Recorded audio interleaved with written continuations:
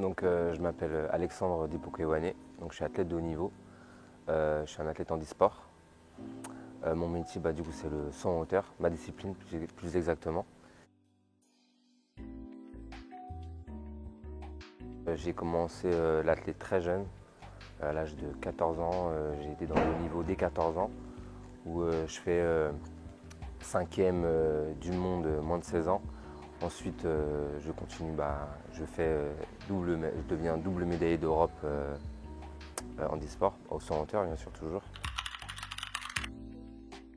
J'étais un enfant très actif étant jeune, je faisais beaucoup de sport avec mes amis et j'avais de très bonnes capacités. Je courais très vite, je sautais très haut. Et aussi un père qui était aussi sportif de haut niveau, qui était lui-même footballeur professionnel, qui a joué aussi dans l'équipe du Cameroun. Donc je pense qu'il m'a transmis en fait cette passion pour le sport. Le saut en hauteur, c'était vraiment...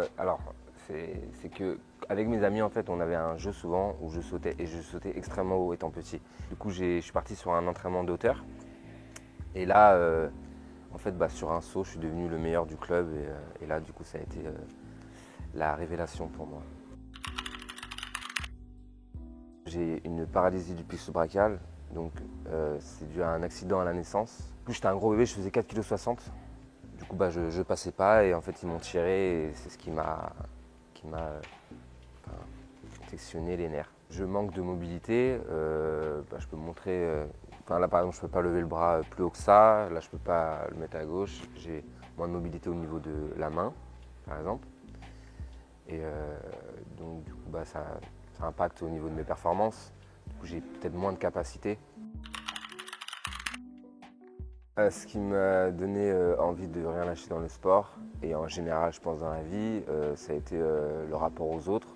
Moi, j'étais un enfant à l'école très réservé. À l'école, c'est vrai que j'avais beaucoup de... Les enfants, en général, ils sont durs entre nous. Beaucoup de vannes par rapport à la différence de taille à l'époque quand j'étais jeune. Donc c'est ce qui m'a aussi poussé à mettre toute cette colère dans un truc positif, c'est-à-dire dans le sport, et à me surpasser en fait tout le temps.